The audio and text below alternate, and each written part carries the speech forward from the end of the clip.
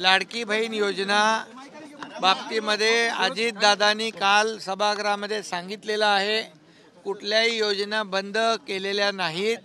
लाडकी बहीण योजना आता 1500 रुपये सुरू आहेत आणि अजितदादांनी सांगितलं राज्याची आर्थिक परिस्थिती सुधारल्यानंतर आम्ही 2100 रुपये वस्तुस्थिती आहे. महाराष्ट्र हे देशात पहिल्या नंबरचं राज्य आहे. आमचा GDP नंबर 1 आहे. स्टार्टअपमध्ये आम्ही 1 आहोत. आम्ही FDIमध्ये 1 आहोत. आमच्याकडे 10 लाख कोटीचे इन्फ्रा प्रोजेक्ट आज सुरू आहेत. महाराष्ट्रामध्ये इंडस्ट्री मोठ्या प्रमाणावर येते. महाराष्ट्र इंडस्ट्री फ्रेंडली स्टेट आहे. आमच्याकडे चांगलं पोटेन्शियल आहे, इन्फ्रास्ट्रक्चर आहे. आज नवीन आम्ही एअर कनेक्टिव्हिटी करतोय. दुसरं एअरपोर्ट नव्या मुंबईत होतं आहे. तिसरं एअरपोर्ट वाढवणला होतं आहे. वाढवणचा पोर्ट होतोय. त्याचबरोबर रेल कनेक्टिव्हिटी, एअर कनेक्टिव्हिटी, त्याचबरोबर रोड कनेक्टिव्हिटी या आणि पोर्ट कनेक्टिव्हिटीवर आम्ही भर दिला आहे. त्यामुळे एवढ्या मोठ्या प्रमाणावर ज्या राज्यामध्ये प्रोजेक्ट सुरू आहेत, इन्फ्रा प्रोजेक्ट, मेट्रोचं प्रकल्प सुरू आहेत, त्यामुळे अर्थव्यवस्था जी आहे आमची मजबूत होणारच आहे. आणि नीती आयोगाच्या म्हणण्याप्रमाणे $1 ट्रिलियन तर पूर्ण राज्याची नाही, $1.5 ट्रिलियन फक्त मुंबई MMR मध्ये पोटेन्शियल आहे.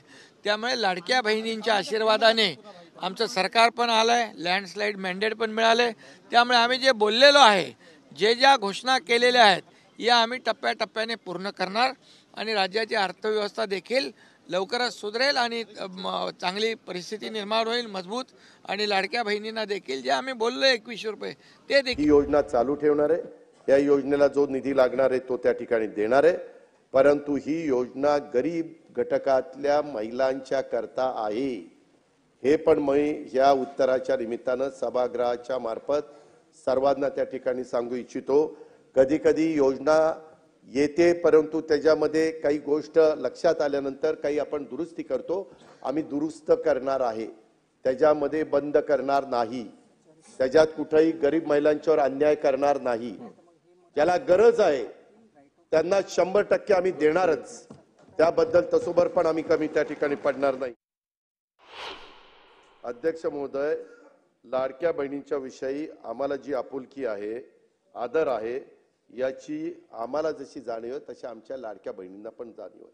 आम्हाला 5 वर्षाकरता निवडून दिले, आम्ही हे देणार आहे. आम्ही कधीच कोणी नाही म्हणलं नाही. मुख्यमंत्री नाही म्हणले नाही, एकनाथ नाही म्हणले नाही, आदिती नाही म्हणले नाही. तुम्ही तर कोर्टात गेला होता, काहीतरी म्हणले ते बंद करा. काही जण म्हणले चुनावी जुमला आहे. चुनावी जुमला असताना काल होळीला 3000 रुपये दिले. काँग्रेस आमदार नाना पटोले यांनी राज्याचे उपमुख्यमंत्री एकनाथ शिंदे आणि उपमुख्यमंत्री अजित पवार या दोघांना थेट मुख्यमंत्रीपदाची ऑफर दिली होती. त्यांचं हे वक्तव्य चांगलंच चर्चेत आलं. यावरून आता थेट अजित पवारांनी विरोधकांना चांगलाच समाचार घेतलाय. तुमच्याकडे माणसं नाहीत आणि कशाचा पाठिंबा देताय असा मिश्किल टोला अजित पवारांनी लगावलाय. यावेळी भास्कर जाधवांनीही अजितदादा बोलत असताना मध्ये भाष्य केलं. त्यावरूनही त्यांनी खास शैलीत भास्कर जाधवांना टोला लगावला. मी सभागृहाला सांगतो, हा अर्थसंकल्प फक्त 1 वर्षाचा विचार करून आम्ही दिलेला नाहीये. उद्याची 5 वर्ष 2024 ते 29 आणि ती 5 वर्ष अशी आहेत की त्याच्यामध्ये कुणी जरी गमतीनं जरी म्हणलं की अमक्यानी मुख्यमंत्री व्हावा, तमक्यानी मुख्यमंत्री व्हावा, आम्ही पाठिंबा देतो. अरे तुमच्याकडे माणसंच नाही, कशाचा पाठिंबा देत? 20 टाळकी असताना, 15 टाळकी असताना, 10 टाळकी असताना नाही. मग 1 मिनिट, तसं नाही. तुम्ही पण बोलत असताना काही जण का बोलले? मी मगाशी पण म्हणालो होतो, मी नेहमी सन्माननीय सदस्यच म्हणतो. पहिल्यांदा तुम्ही नव्हता, परंतु सन्माननीय सदस्य भास्करराव जाधव आणि मग इतर सगळे सन्माननीय असं म्हणून तेवढं ते सन्माननीय असं नाही.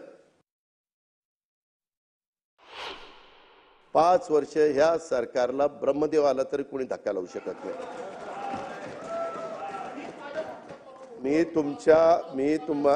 मी अध्यक्ष महोदय हे सगळे बोलत असताना मी कधी त्यांना डिस्टर्ब केलं नाही. गप खाली मान घालून ऐकत होतो.